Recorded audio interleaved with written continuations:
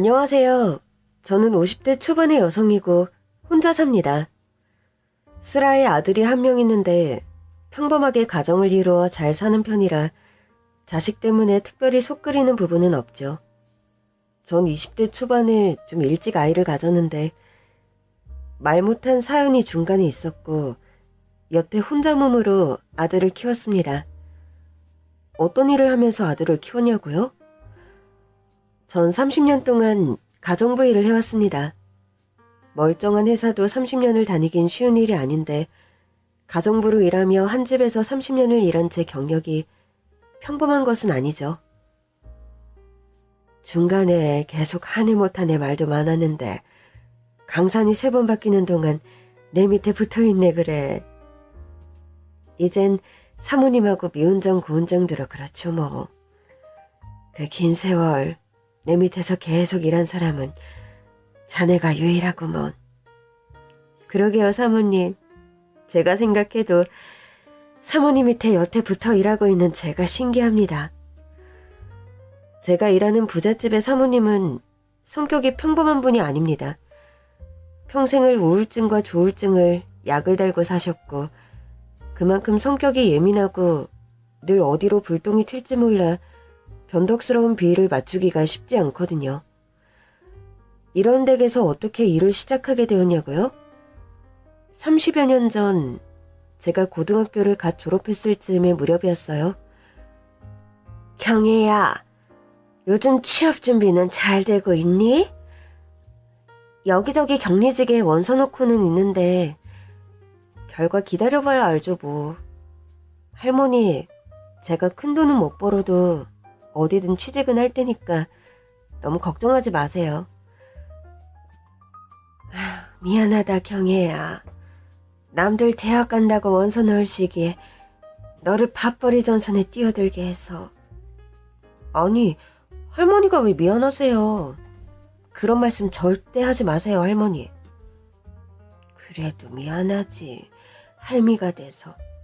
이 나이 때껏 너에게 해준 거라곤 그저 안 굶어 죽을 정도로 겨우 먹이고 입힌 것밖에 없어서 항상 너에게 미안하다. 할머니 안 계셨음 저 고아원에 가서 자랐을 거예요. 경제적으로 넉넉하지 않았어도 전 할머니 따뜻한 사랑과 보살핌 받으며 자랐잖아요. 그것만 해도 엄청 감사하니까 그런 생각하지 마세요. 네가 공부를 못하던 것도 아닌데 부모 복이 없어내서 불쌍한 것. 저는 어려서 일찍이 조실부모하는 바람에 할머니 손에서 자랐습니다. 저희 부모님은 제가 3살 정도 되었을 때 두 분이서 지방에 볼일을 보러 갔다가 교통사고를 당하셨고 한날 한시에 명을 달리하고 말았죠. 그 후로 성인이 될 때까지 외할머니 손에서 자란 저입니다. 네 애미애비가 살아있었더라면 너에게 부족함 없이 모든 지원을 다 해줬을 텐데 네 아버지가 능력도 있고 너와 네 엄마를 정말이지 많이 아끼던 사람이었단다. 할머니는 그런 얘기를 종종 저에게 하셨습니다. 아빠는 능력 있는 사람이었다는 것과 엄마와 저를 지극히 사랑하셨다는 것. 아빠가 어떤 일을 하던 사람이고 엄마와 어떻게 만나 결혼하게 되었다는 얘기는 들은 적이 없어요. 할머니는 그저 어린 저를 보며 한숨 쉬면서 좀 두루뭉술하게 아빠에 관해 얘기하시는 게 다였습니다. 머리가 좀 굵어서는 할머니께 그런 걸 여쭤본 적이 있습니다. 할머니, 우리 엄마 아빠는 결혼사진 같은 게 왜 한 장도 없어요? 글쎄다. 먹고 사는 게 바빠서 옛날에 결혼식 올릴 사정이 여의치가 않아서 그랬지 뭐. 할머니가 그러셨잖아요. 아빠가 능력 있는 사람이었다고. 그렇긴 한데 네 아빠가 워낙에 일이 바쁜 사람이었어서 말이다. 엄마 아빠의 결혼이나 두 분 사이의 사연에 뭔가 제가 알아서는 안 되는 비밀 같은 게 있다는 느낌을 어렴풋이 짐작했지만 할머니는 한 번도 제게 두 분이 어떻게 만났고 결혼하게 되었는지에 관한 이야기들을 제대로 해주시지 않았습니다. 사춘기 시절 할머니에게 엄마 아빠에 관해 꼬치꼬치 캐물은 적이 있었지만 경혜야, 아직은 너에게 사실을 다 말할 수 있는 때가 아니다. 네 엄마 아빠가 좀 사연 있는 연애를 했단다. 나중에 네가 좀 더 어른이 되면 할미가 얘기를 해줄게. 무슨 사연이길래 딸인 내가 알아서는 안 될 비밀이라도 있는 거예요? 비밀은 아니고 네가 좀 더 머리가 굵어 알아야 좋은 사실도 있는 법이니 조금만 기다려라. 네가 수긍하고 이해할 만한 시기가 되면 할미가 다 얘기해 줄게. 아, 정말. 할머니 정말 그렇게 말할 때마다 답답하고 짜증나요. 제가 그렇게 투정을 부려도 할머니는 끝내 입을 여시지 않았습니다. 게다가 제가 고등학교를 졸업하고 취업을 한참 알아보던 때 할머니는 갑자기 세상을 떠나셨어요. 멀쩡하게 저와 저녁 식사를 하고 잠드셨는데 다음날 거짓말처럼 자리에서 일어나지 못하셨습니다. 할머니, 일어나세요. 오늘 왜 이렇게 안 주무시던 늦잠을 주무세요? 할머니, 왜 대답이 없어? 아무리 제가 흔들어 깨워도 할머니는 자리에서 미동 없이 꼼짝을 안 하시는 겁니다. 저는 겁이 나서 119를 불렀고 응급실에 실려간 할머니에게 의사는 사망 선고를 내리더군요. 검진 결과 급작스러운 심장마비로 인한 사망이신 것 같습니다. 평소 안 드시던 약을 복용한 게 있으신가요? 고혈압 약을 새로 드시고 계시긴 했는데 설마 그것 때문에... 약 때문이라 판단하긴 그렇고요. 평소 심장 쪽에 문제가 많았을 가능성이 큽니다. 심근경색이나 그런 질환을 앓고 계셨는데 환자분께서 모르고 계셨을 수도 있고요. 말도 안 돼요. 어제 저녁까지만 해도 멀쩡히 저랑 식사하고 잠드셨는데. 예고도 없이 아무런 준비도 없이 할머니는 그렇게 갑작스레 제 곁을 떠나셨습니다. 제대로 슬퍼할 겨를도 없이 저는 정신없이 할머니 장례식을 치러야 했죠. 아, 경혜야, 네가 상심이 크겠구나. 이제 어쩌니? 네가 의지하고 살던 할머니마저 돌아가셔서. 고혈압이 좀 있으셨지만 큰 지병도 딱히 없었는데 멀쩡히 저녁 먹고 잠드셨는데 다음날 아침에 갑자기... 나이 든 사람들이 원래 그런 경우가 있단다. 멀쩡해 보여도 속에 병을 숨기고 사는 경우도 많고 네 할머니도 아마 여기저기 아파도 말씀 안 하고 지내셨던 게 아닌가 싶다. 제가 좀 더 할머니 건강을 신경 써야 했는데 너무 후회돼요. 겨우 고등학교 졸업한 네가 신경을 쓰면 뭘 어떻게 신경을 쓰니? 인명은 제천이라고 했다. 길게 투병하다 돌아가시는 것보다 되려 복일 수도 있으니 너무 상심 말거라. 친척들의 위로 속에서 장례 절차는 끝이 났습니다. 장례식이 끝나고 얼마 안 있어 먼 친척 어른이 저희 집에 찾아오셨더군요. 경혜야, 너 취업 준비하다더니 어디 직장은 구했니? 아니요, 아직. 할머니 장례식 치르고 하다 보니 저도 경황이 없어나서. 내가 그럴 줄 알고 먼 길 찾아 널 보러 왔다. 무슨 일이신데요? 웬만한 중소기업 다니는 것보다 훨씬 월급 많이 준다는 부잣집 가정부자리가 있는데 일해볼 생각 있니? 가정부요? 그래. 그리고 그 집이 마침 너처럼 젊은 아가씨 가정부를 구한다는구나. 대가족도 아니고 사모님 달랑 혼자 사시는데 뭐 집 청소하고 사모님 식사 준비에 잔심부름 정도. 일이 그렇게 많은 집도 아니니 한번 들어가 일해보는 게 어떠니? 그 집에 들어가 살면서 일해야 하는 건가요? 뭐 당분간은 그래줬으면 하는 것 같더라. 일이 적응되면 출퇴근도 생각해보자. 뭐 이런 식인 것 같더라고. 저는 당시 할머니가 떠나버린 텅 빈 집에서 하루하루 허전함과 슬픔을 겨우 누르며 생활하던 때였습니다. 낮에 볼일이라도 보고 해질 무렵이 돼서 집으로 돌아오면 할머니가 계시지 않은 집에서 외로움과 때로는 무서움마저 느껴야 하는 상황이었죠. 그런 저였기에 당시 숙식이 제공되는 그런 일자리가 솔깃하게 다가오더군요. 저 그 집에서 일해보겠습니다. 다음 주부터 당장 시작할 수 있다고 전해주세요. 먼 친척의 소개로 처음 일하게 된 곳이 바로 사모님 댁 가정부 자리였죠.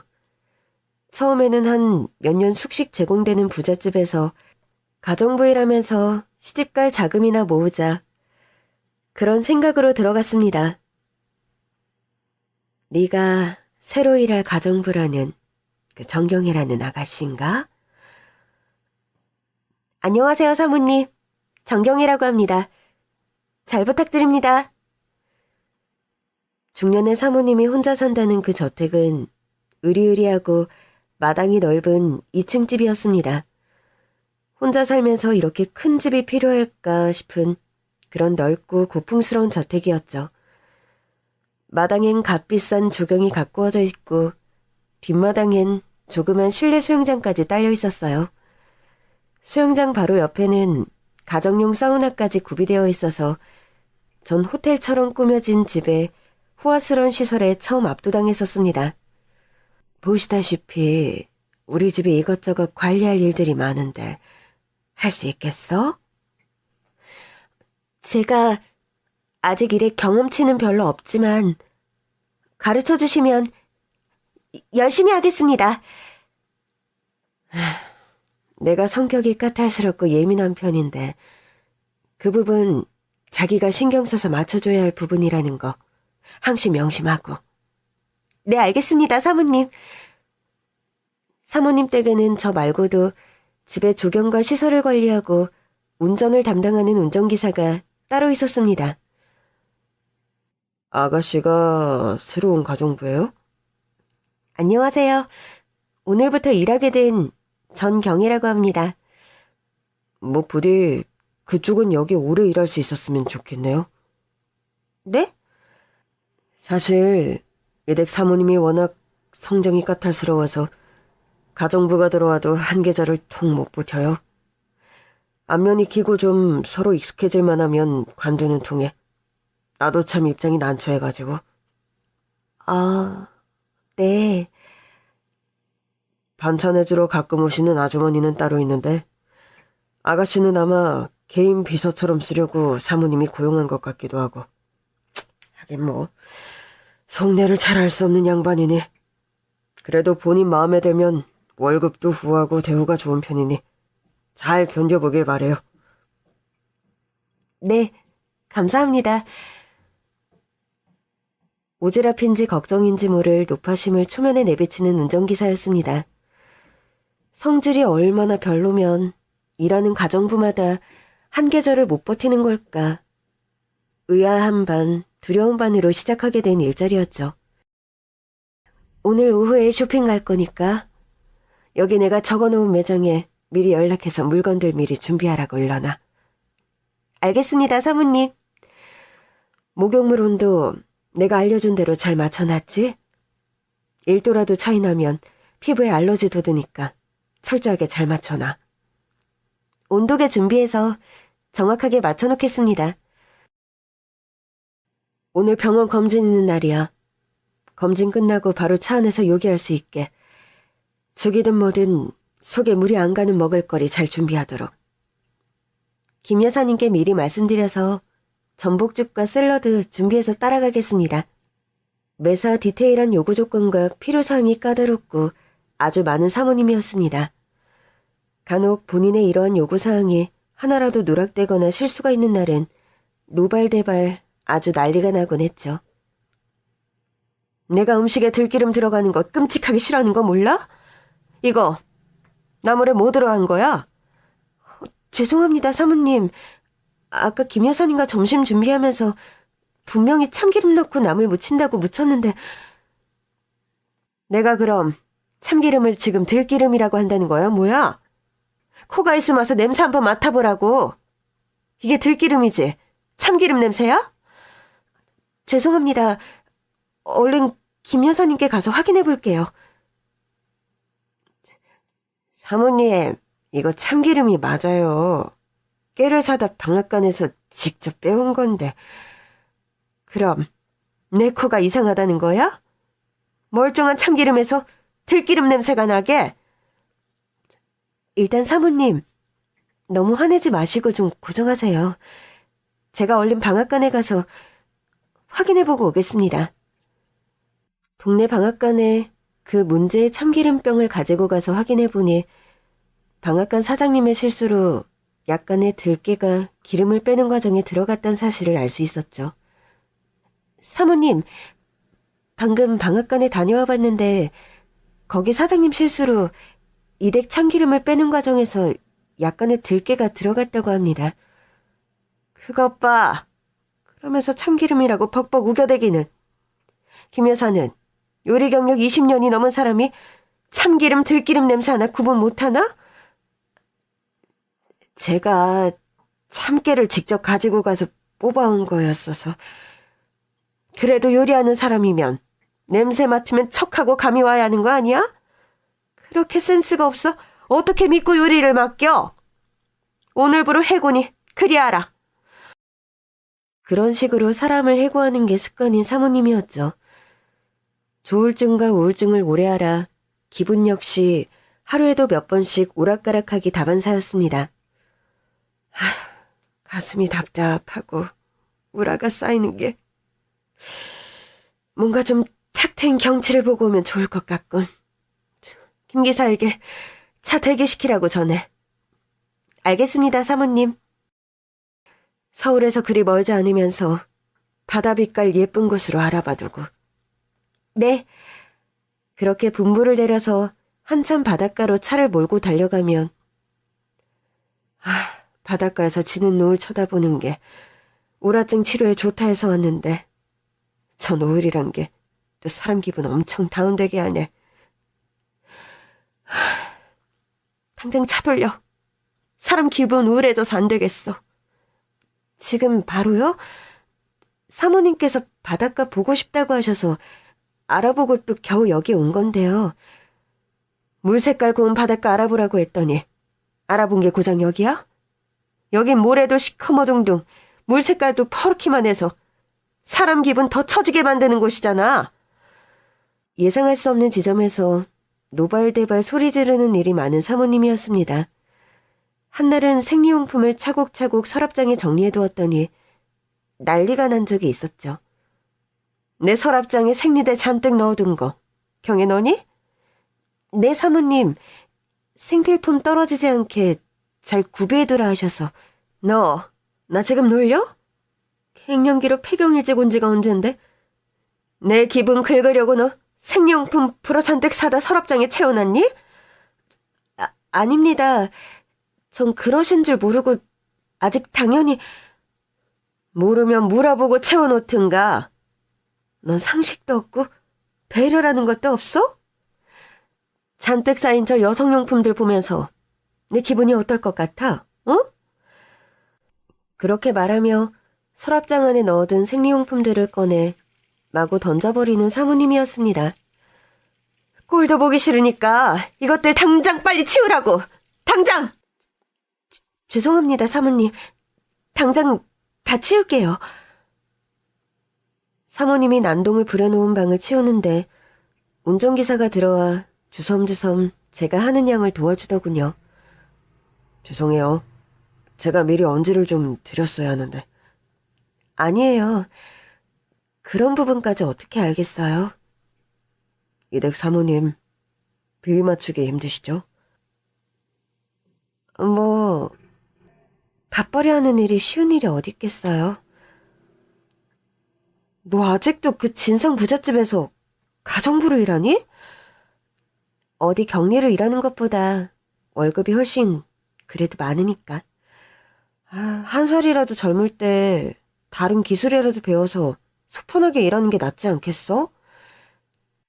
나도 뭔가 일을 배우든 공부할 수 있는 목돈만 모이면 여기 일 관두려고 생각하고 있어. 사모님의 괴팍한 성적을 맞추기 힘들어서 저는 속으로 그런 생각을 하며 하루하루 버티고 있었습니다. 3년 정도 그 집에서 일했을 무렵 사모님, 제 개인 사정으로 이제 이 대기를 그만두었으면 합니다. 뭐? 개인 사정이라니? 그게 무슨 일인데? 구체적으로 말씀드리긴 곤란한데 저도 더 늦기 전에 공부를 하거나 다른 기술을 배워보고 싶어서요. 그렇군. 병들고 아프니 별 수 없이 내 곁을 다 떠나가네. 하긴 사람 인심 다 거기서 거기니까. 병들고 아프다니 그게 무슨 말씀이세요? 나 위암이래. 병원에서. 위암이라고요? 갑자기? 저번 주에 건강검진 갔다가 들었어. 이제 곧 수술받고 항암 치료 받아야 하고. 전 그러신 줄은 몰랐습니다. 뭐 이제 상관없는 일 아니야? 우리 집 일 그만둔다면서. 그나저나 경혜 네가 그만두고 나면 난 또 사람을 누굴 구하나. 손에 익고 익숙한 사람 아니면 나 병수발 해주기도 힘들 텐데. 그렇게 말하면서 한숨을 푹 쉬는 사모님이었어요. 사모님, 그럼 수술받고 항암 치료하시는 동안만 좀 더 일하기로 하겠습니다. 정말이야? 그래주면 나야 고맙지. 뭔가 제가 그만둬야지 결심하는 순간마다 그런 일이 벌어졌고 시간이 흘러 저는 그 댁에서 같이 일하는 운전기사와 사귀는 사이가 되었습니다. 당신과 제가 사귀는 사이라는 걸 알면 사모님께서 뭐라 하실지 좀 걱정이네요. 우리가 죄 지은 것도 아닌데 너무 걱정하지 말아요, 경혜 씨. 원체 성격이 어디로 튈지 모르는 분이라서요. 우리 오래 넘기지 말고 결혼해요. 그리고 결혼하고 나서는 전 경혜 씨가 이 대기를 관두고 집에서 살림했으면 좋겠어요. 전 결혼 약속을 했고 결혼 후에는 가정부 일을 그만두기로 그 사람과 약속한 상태였죠. 그런데 저 영훈 씨, 우리 결혼식 날짜가 많이 남았는데 아무래도 저 임신한 것 같아요. 정말요? 그런데 표정이 왜 그렇게 어두워요? 계획에 없던 임신이고 결혼 날짜는 한참 남았는데 배불러서 시골일 생각하니 갑갑하고 우울해서 그래요. 내가 경혜 씨 배부른 상태로 드레스 입힐 사람 같아요? 그런 게 걱정이라면 내려놔요. 결혼식이야 좀 앞당기면 되지. 뭐가 걱정이에요? 저와 그 사람은 결혼식을 좀 앞당기기로 했고 또 그 전에 모든 사실을 사모님에게 털어놓기로 했습니다. 김 기사와 경연이가 세트로 내게 할 말이 있다니. 대체 무슨 일이야? 김 기사님 사모님 심부름으로 지방 갔다 올라오시는 중인데 집에 도착하면 같이 말씀드릴게요. 그런데 그날따라 사모님 심부름으로 지방에 내려간 운전기사, 제 남자친구는 밤늦도록 사모님 댁으로 돌아오지 않았습니다. 아무리 전화를 해도 받지도 않고 감감무소식, 걱정이 되어 견딜 수가 없었죠. 강원도에 심부름 간 사람이 여태 함흥차사야? 전화를 아무리 여러 번 해도 받지도 않고 대체 무슨 일인지 모르겠어요. 참 희한한 일이네. 사고가 났어도 연락이 왔을 시간인데 어이없게도 그날을 기점으로 제 남자친구는 행방불명이 되었습니다. 인사드리러 가기로 한 남자친구의 집을 겨우 수소문에 찾아갔을 땐 우리 영훈이를 왜 찾아? 아가씨는 대체 누구야? 전 영훈 씨와 결혼을 약속했던 사람입니다. 그래? 난 우리 영훈이한테 그런 얘기를 들은 적이 없는데. 영훈이 외국 나갔어. 돈 많이 벌어오겠다면서 한 몇 년 한국 안 들어올 거라면서 그렇게 말하고 떠났는데. 외국을 나갔다고요? 전 그 사람의 출국 소식을 듣고 망연자실할 수밖에 없었습니다. 제가 임신 6개월쯤 되었을 때 전 그 사람으로부터 달랑 편지 한 장을 받았어요. 나에게 마음이 식어서 결혼할 마음이 없어졌다. 미안하지만 아이는 지우든지 혼자 알아서 키워라. 황당하고 어이없는 결별 편지 앞에 전 충격을 받을 여유조차 없었습니다. 배는 이미 남산만큼 불러 있었고 전 뱃속에서 발길질 해대는 아이를 포기한다는 일을 상상할 수 없었기 때문입니다. 결혼한다던 녀석이 김 기사였어? 네, 사모님. 세상에 믿지 못할 게 사내라지만 그렇게 배은망덕한 녀석일 줄이야. 죄송합니다. 일을 이렇게 만들려고 했던 것은 아닌데.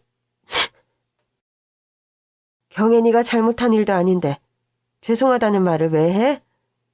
남자 여자 눈 많은 일이 뭐 억지로 되는 일도 아닌데. 인생 공부 잘했다 생각해. 앞으로 사내를 믿고 살 생각은 꿈에도 말고. 결혼 후에 가정을 꾸려 그대 길을 그만둬야지 하던 계획은 그렇게 물거품으로 돌아갔습니다.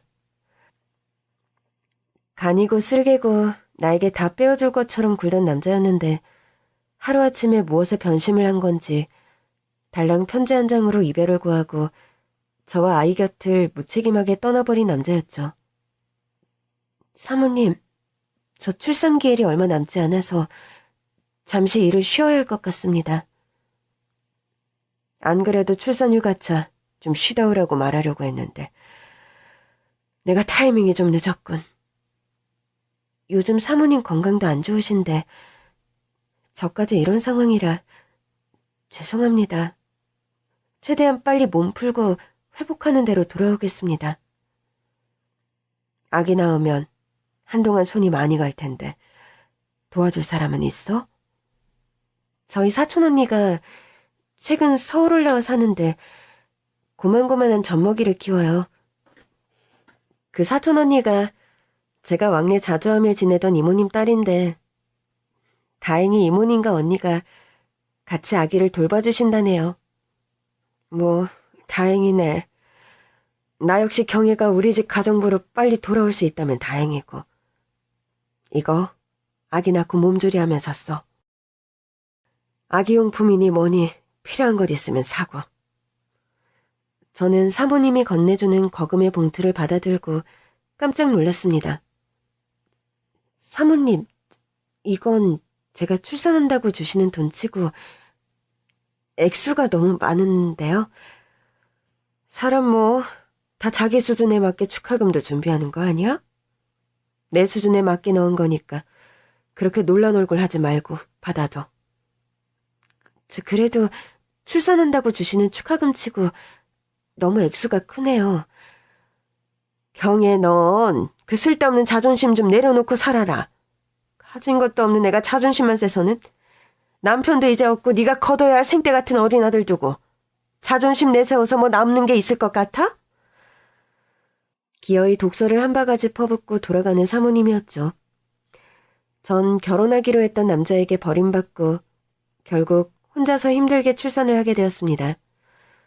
불행 중 다행인 건지 입덧이 심한 것도 아니었고 임신 기간은 순조롭게 흘러갔고 큰 문제나 어려움 없이 저는 건강한 아들을 순산했죠. 출산 후에는 또다시 구간이 명간이라고 다른 직업을 구하는 것보다 일하던 집에서 계속 일을 하는 것이 나을 것 같아 약간의 고민 끝에 다시 사모님 댁 가정부로 들어가게 되었고요. 시간이 흘러 제가 그 댁에서 오래 일하게 되면서 살림이나 요리, 기타 집안 돌아가는 일들에 관해 제가 대부분 일을 처리하는 일들이 많아졌습니다. 사모님의 괴팍한 성미를 맞추는 일이나 하루에도 몇 번씩 변하는 변덕에 적응한 사람이 유일하게 저였고 세월이 흐르며 사모님과 저 사이에는 한마디로 정의할 수 없는 애증 비슷한 것들이 쌓여갔죠. 사모님, 운동하실 시간입니다. 그만 일어나세요. 오늘은 꼼짝하기 싫은 날이야. 운동 오늘은 제낄 거니까. PT 선생, 그냥 가라고 해. 사모님, 병원에서 하신 말 잊으셨어요? 운동 걸으면 나중에 걸어 다니는 게 아예 힘들어질 수 있다고. 컨디션 안 좋다는데 뭐 말이 이렇게 많아. 가까이 있던 화병을 손에 들더니 갑자기 벽에 대고 던져버리는 사모님이었습니다. 와장창 요란한 소리를 내며 화병이 산산조각 났고 새로운 운전기사가 달려와 호들갑을 떨었죠. 사모님, 이게 대체 무슨 일이십니까? 형의 제가 오늘따라 심기를 거스르네. 분풀이 충분히 하셨죠?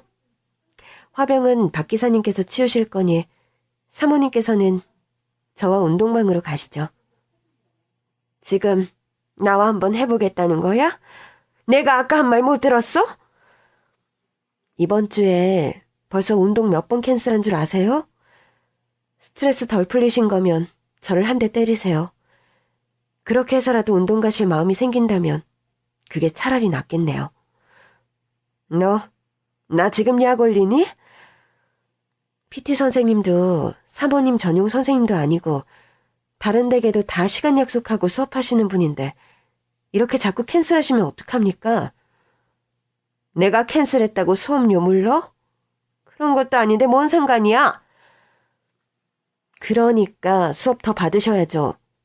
돈 아깝지 않으세요? 나 가진 거 돈뿐인 여자야. 그깟 푼돈이 뭐가 아깝다고 쌩 난리야 쌩 난리가. 사모님은 지금 미용을 위한 운동이 아니라 재활치료 받으시는 거예요.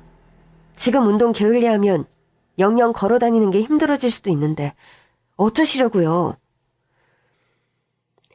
사모님은 뇌졸중으로 한번 쓰러진 적이 있었고 그 후에 반신불수 비슷한 증상이 와서 집에서 재활치료로 운동을 하고 있었죠.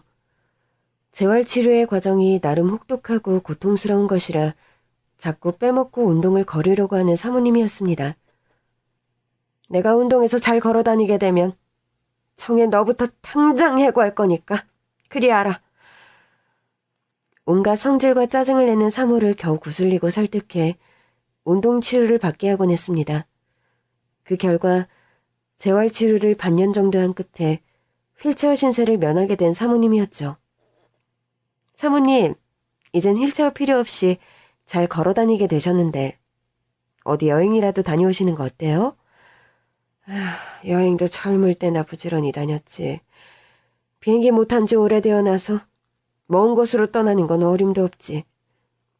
비행기 타는 거 여태 자신 없으세요? 없어. 고작 비행기 타자고 목숨 걸고 싶은 생각도 없고. 어느 날부턴가 공황장애를 앓게 된 사모님은 그 이후로 비행기를 타지 못하는 형편이었습니다. 예전에 한창 우라가 치밀고 힘들던 때 나 혼자 훌쩍 떠났던 곳이 있는데 거길 꼭 다시 한번 가보고 싶긴 해. 그곳이 어딘데요? 아일랜드 국립공원 근처에 코렌모 언덕이라고. 그 꼭대기 언덕에 한번 다시 가보고 싶어. 그곳이 그렇게 좋으셨어요? 좋았어. 그곳 일땐 사람 손길이 닿지 않는 황무지가 하나 있는데 어느 방향에서나 보이는 도로, 건물, 전신선, 집이나 마을 같은 게 하나도 없었지. 땅은 비어있고 사방이 탁 트여서 정말 어찌나 시원하고 해방감이 느껴지던지. 아무것도 그렇게 없으면 좀 외로울 것 같은데요. 사람들은 그곳을 아일랜드에서 가장 외로운 땅이라고 한다더군. 그래도 난 그곳을 찾았을 때 되려 내 해결할 길 없는 우울증을 치료받았었지. 그 아일랜드의 황무지 언덕의 이야기를 할 때 아련하고 행복해 보이는 표정을 짓는 사모님이었습니다. 늘 찡그리거나 불만스러운 얼굴, 히스테리가 덕지덕지 붙어있는 평소의 표정과 사뭇 다른 얼굴이었달까요? 공황장애 때문에 비행기를 타지 못한다는 점이 안타까울 뿐이었죠. 전 그렇게 사모님 댁의 가정부로 30년 넘게 일하면서 홀로 아들을 키웠습니다. 엄마, 저 결혼하고 싶은 여자가 생겼어요.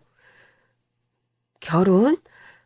장가갈 생각 없다고 그렇게 난리칠 땐 언제고. 아, 참.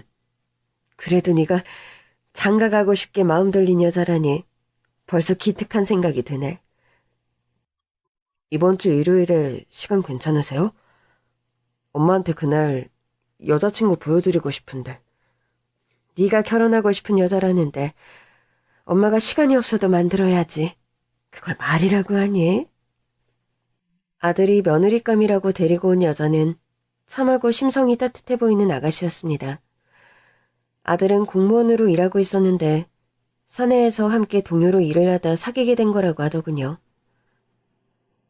어머님, 평생 혼자 정민 씨 키우느라 고생 많으셨다 들었어요. 제가 많이 부족하겠지만 딸 같은 며느리가 되도록 노력 많이 하겠습니다. 아이고, 말이라도 고맙구나. 혜정이라고 했지. 혜정아, 딸 같은 며느리 되지 않아도 좋으니? 나는 그저 너희 부부 둘이서 행복하게 잘 살면 그거 이상 바라는 게 없단다. 그래도 정민 씨가 어머니 혼자신데 결혼 생각보다 일찍 하게 됐다고 어머니 걱정 많이 해요. 아니 장가갈 녀석이 쓸데없이 왜 그런 걱정을 해? 난 내 밥벌이 하면서 충분히 재미나게 잘 사는데. 엄마, 그래도 내 입장에선 그런 게 아니에요. 출가 외인이라는 말은 요즘은 아들한테 더 통하는 말이라더라. 장가가면 네 가정에 충실할 생각해라. 엄마 인생은 엄마가 알아서 잘 살 테니. 아들과 며느리는 양가 상견례 후 속전속결로 결혼식을 치렀고 제가 사는 집 근처에 신혼집을 얻어 신접살림을 차리게 되었습니다. 며느리는 결혼 후에도 제가 사는 집에 자주 방문하면서 살뜰하게 저를 챙겨주는 착한 아이였죠. 어머니, 요즘 홍시가 철이라서 좀 사와봤어요. 감 좋아하신다고 해서 사와봤는데 맛이 괜찮을까 모르겠네요. 빈손으로 오지. 매번 집에 올 때마다 뭘 이렇게 사오니? 어머니께 점수 따고 싶어서 그러죠. 정도 많고 애교도 많은 며느리와 저는 점점 허물없이 가까워졌습니다. 아들도 결혼을 해서 걱정 없이 잘 살고 저 역시 강팍한 사모님 비위 맞추기가 여전히 쉬운 일은 아니었지만 가정부 일을 열심히 하면서 살던 어느 날이었어요. 사모님 댁에서 한참 집 청소를 하고 있는데 모르는 번호로 전화가 걸려왔습니다. 여보세요? 여기 병원 응급실인데 박정민, 천혜정 씨 보호자 되십니까? 정민이랑 혜정이요? 그 애들은 내 아들과 며느리인데 무슨 일인가요? 두 분이 지금 교통사고를 당해 병원 응급실에 있습니다. 상태가 좀 위중하니 바로 병원으로 와주셔야겠습니다. 저는 전화를 끊자마자 응급실로 달려갔습니다. 병원에 가는 내내 청천벽력 같은 소식에 두 다리가 바들바들 떨려 정신을 제대로 차릴 수 없었죠. 두 분 다 머리와 척추를 심하게 다치셔서 응급수술 들어가야 합니다. 수술 동의서에 사인부터 해주시죠. 아들과 며느리는 장장 10시간이 넘는 대수술을 받았고 부부가 나란히 생사기로에 놓이게 되었습니다. 두 아이를 중환자실에 보내두고 얼마나 눈물을 흘렸는지 저는 피로와 탈수로 병원에서 쓰러질 지경이었죠. 아들 내외는 수술 후에도 회복이 쉽지 않았고 병원에서는 비관적인 전망을 내놓았습니다. 사모님, 저 이 대길 더 이상 하지 못할 것 같습니다. 아들 내외 상태가 그리 안 좋아? 네, 두 아이 다 여태 사경을 헤매고 있어요. 이번에 무슨 핑계를 대더라도 자네를 잡을 구실이었구만. 이거 가져가서 써. 아마 요긴하게 쓰일 거야. 사모님은 일을 그만두고 나오는 저에게 통장 하나를 주셨는데 그 통장을 열어본 순간 너무 놀라 졸도할 뻔했습니다. 10억 원이 넘는 거액의 돈이 그 안에 들어있었기 때문이죠. 아니, 사모님, 무슨 돈을 이렇게나 많이 넣으신 거예요? 자네 퇴직금이라 생각해. 30년 거의 넘게 성격 피곤하고 더러운 내 밑에서 일하느라 고생 많았어. 제가 만류한다 한들 독설이나 돌아올 것이 뻔한 데다 한번 결정한 일을 모르는 성미가 아닌 사모님이란 것을 알았기에 전 그 통장을 감사히 받고 집을 나왔습니다. 게다가 아들 내외의 병원비가 거의 천문학적으로 드는 바람에 사모님의 그 지원이 아니었더라면 저는 정말 혼자 몸으로 경제적인 어려움까지 감내해야 할 상황이었죠. 다행히 사모님의 그 도움으로 저는 현실적으로 병원비 걱정 같은 건 하지 않고 아들 내외의 간호를 할 수 있어 다행이었습니다. 수술 후 며느리가 먼저 깨어났고 며느리는 척추를 많이 다쳐서 병원의 클리닉에서 바로 재활치료에 들어갔습니다. 문제는 아들아이의 상태였는데 거의 뇌사 상태에 빠진 아들을 병원에서는 거의 포기하는 입장으로 받아들이라 그런 식으로 말을 하더군요. 어머님, 진짜 정민 씨 영영 못 깨어나는 걸까요? 지성이면 감천이라 했는데. 혜정아, 우리 포기하지 말고 열심히 기도하는 마음으로 버텨보자. 응? 네. 전 정말 정민 씨 없이 살 자신이 없어요, 어머니. 매일 울며 기도하며 간절한 심정으로 아들을 간호한 지 한 계절이 넘어가던 어느 날 저희 아들은 기적적으로 의식을 회복했습니다. 엄마, 혜정아. 정민아, 엄마야, 너 정말 정신이 드니? 온몸이 왜 이렇게 물에 젖은 솜처럼 무겁죠? 엄마, 여기가 대체 어디예요? 아들은 그렇게 의식을 회복했고 아직 나이가 젊어서 그런지 막상 의식을 찾은 후로는 몸의 부상도 하루가 다르게 빨리 회복이 되어서 너무 다행이었죠.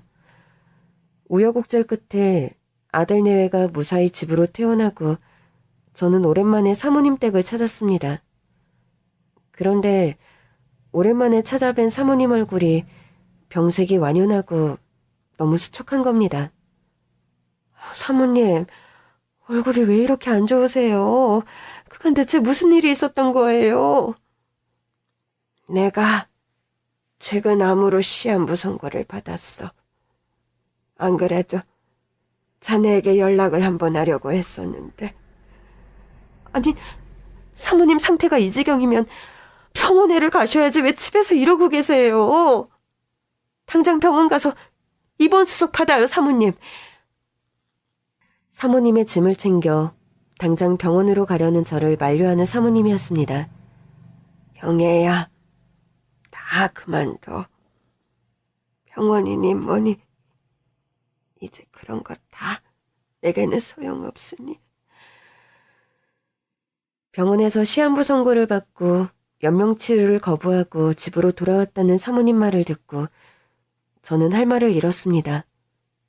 사모님, 병원 생활이 아무리 힘들어도 그래도 해보는 데까지 치료를 해보셔야죠. 이렇게 집에서만. 내가 암이 재발한 게 처음도 아니고 내 몸은 내가 제일 잘 알아. 수술이니 항암 치료 안 해본 것도 아니고 그 과정을 또 반복하고 싶은 생각 추호도 없고.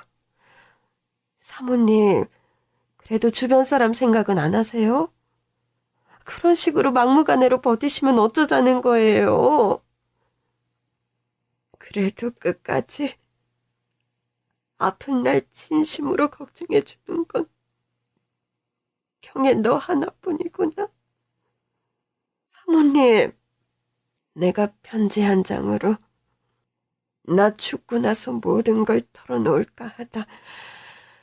그건 자네에 대한 예의가 아닌 것 같으니 오늘 할 말을 해야겠어. 할 말이라니, 그게 무슨 말씀이에요, 사모님? 사실은 나 자네에게 죄를 너무 많이 지었네. 자네가 듣고 나면 절대로 나를 용서하지 못할 거야. 절대로. 갑자기 눈물을 펑펑 쏟으며 제 앞에서 무릎을 꿇는 사모님이었습니다. 전 너무 당황해서 당장 그런 사모님을 일으켜 세웠죠. 사모님, 몸도 성치 않으신 분이 왜 갑자기 바닥에 무릎을 꿇으세요? 얼른 자리에서 일어나세요, 사모님. 사실은 나... 사모님, 대체 무슨 일이시길래 그러세요? 네? 평생 털어놓지 못할 비밀이 하나 있어. 그런데 이제는 자네에게 그 말을 해야 할 때가 된 것 같다. 이어서 나온 사모님의 고백은 너무나 놀랍고도 충격적인 것이었습니다. 사모님은 끙끙 신음을 내지르며 거의 기어가다시피 해서 서랍 안쪽에서 빛바랜 사진 한 장을 가져오더군요. 그 사진은 사모님의 결혼 사진이었는데 그 사진 속 신랑의 얼굴을 확인한 저는 그 자리에서 졸도할 만큼 너무 놀랐고 이를 악물고 나서야 제정신을 겨우 차릴 수 있었습니다. 사진 속 신랑의 얼굴... 이 사람은... 그래, 나와 결혼한 그 남자. 그 사람은 자네 친아버지이기도 하지. 사모님, 이게 대체 어떻게 된 일이죠? 네? 저희 아빠는 분명 저희 엄마와 결혼하셨다 들었는데. 그 말도 틀린 말은 아니지. 법적으로 그 사람은 내 남편이었지만 사실 진짜로 내 남편이었던 적은 한 번도 없는 사람이니까. 자네 친부 맘속의 진정한 아내는 자네 친어머니 한 명뿐이었으니. 알고 보니까요, 저희 친엄마는 아빠의 정식 부인이 아니었던 겁니다. 아빠의 정식 부인, 그러니까 법적인 부인은 사모님이었습니다. 먼저 결혼식을 올린 것도 당연히 사모님이셨죠. 애초에 그 사람과 나는 잘못 끼워진 단추와도 같았어. 집안에서 하도 자네 어머니를 반대하는 바람에 그 사람은 마음에도 없는 정략 결혼을 나와 했던 거지. 그런 사실을 왜 여태 제게 숨기신 거죠? 난 자네를 평생 괴롭히려고, 그러려고 내 가정부로 애초에 고용했어. 난 자네 어머니라는 존재 때문에 평생 남편 사랑 한 번 받지 못하고 그늘에서 불행한 삶을 살았어. 자네 친부는 내게 마음이 한 톨도 없는 남자였지만 참 무섭지. 난 얄궂게도 그런 자네의 친부를 너무나 사랑했으니. 그럼 혹시 운전기사, 지금 제 아들의 친부 역시 사모님 때문에... 설마 그건 아니죠? 그렇게까지 사모님이 나쁜 사람은 아닌 거죠? 미안해. 그 일 역시 내가 애초에 의도한 일이었어. 내가 겪은 상처를 자네 모친의 딸인 자네가 고스란히 겪길 바랬으니까. 복수하고 싶은 자네 모친은 내 남편과 한날 안씨의 명을 달리해버려서 복수할 상대는 자네밖에 없었어. 그게 말이에요, 막걸리예요. 어떻게 저한테 임신한 상태에 나한테 그런 몹쓸 짓을... 그 운전기사는 처음부터 내 지시하에 자네와 사귀고 결혼까지 약속한 거야. 내가 준비해준 돈을 가지고 해외로 떠난 거고. 그래서 평생의 수고는 이루셨나요? 시원하게 복수해서 내가 평생 그 남자에게 배신당해 홀몸으로 아들 키우는 거 보면 속 시원했냐고요. 파괴할 놈 같은 인간아. 뭐라고 내게 욕을 해도 난 할 말이 없어.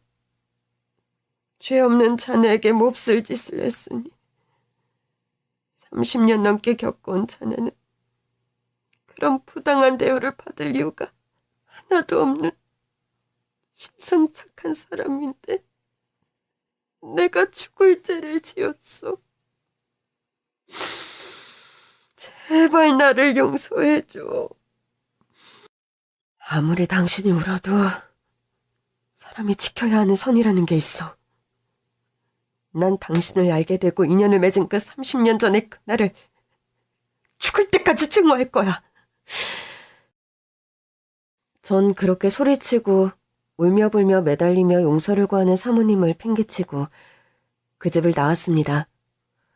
배신감과 어디 털어놓을 수도 없는 답답함에 전 한동안 잠을 이루지 못할 정도였죠. 그리고 한 달 정도가 흘렀을까요? 전 사모님의 부고 소식을 접했습니다. 장례식에 참석하고 집으로 돌아오려는데 사모님의 전담 변호사가 제 팔을 잡더군요. 전 실장님, 들을 말씀이 있습니다. 저한테요? 저는 사모님 댁일 관둔 지 오래되었고 사모님 신변정리 문제라면 유언 남기신 대로 법적 절차 밟으세요. 그렇게 말하고 자리를 뜨려는데 사모님께서 전 재산의 반 이상을 실장님 앞으로 남기셨습니다. 나머지는 모두 사회 환원을 원하셨고요. 뭐라고요? 재산의 반을요? 네, 이건 실장님 앞으로 남기신 유언장이고 재산 상속 절차가 남아서 법적인 절차를 밟으셔야 하고요. 사모님은 유언장에 남긴 편지 속에서 저에게 절절한 속죄의 말들을 남기셨더군요. 잘못 없는 너에게 미움과 배신감을 투사해서 미안하다. 자신이 상처받았다고 애먼 너에게 상처를 되갚으려 했다. 그 죄는 내가 다음 생에 달게 받겠다.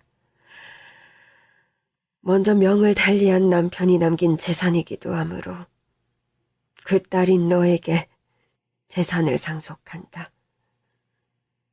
지금이라도 네 몫의 유산이니 그걸 받아서 남은 생은 좀 편하게 살아라. 요약해보자면 그런 취지의 말들을 편지에 남긴 사모님이셨습니다. 그리고 화장한 자신의 요구를 살아생전 미처 떠나지 못했던 아일랜드의 황야에 뿌려달란 유언도 있었죠.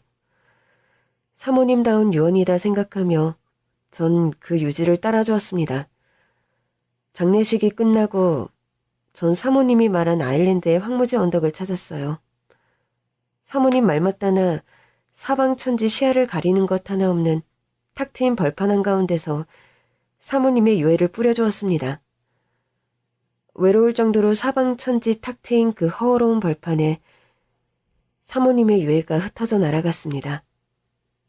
왜 이런 곳에 자신의 유해를 뿌려달라 했는지 뭔가 그 마음을 이해할 것도 같았죠. 사모님, 이제는 미움도 화도 지긋지긋한 상처도 모두 다 내려놓고 자유롭게 훨훨 날아가세요. 그 대가를 제가 대신 치른 거라면 이제 사모님도 그분들을 용서해 주었으면 합니다.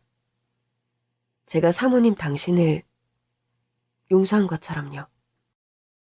긴 얘기 들어주셔서 감사합니다.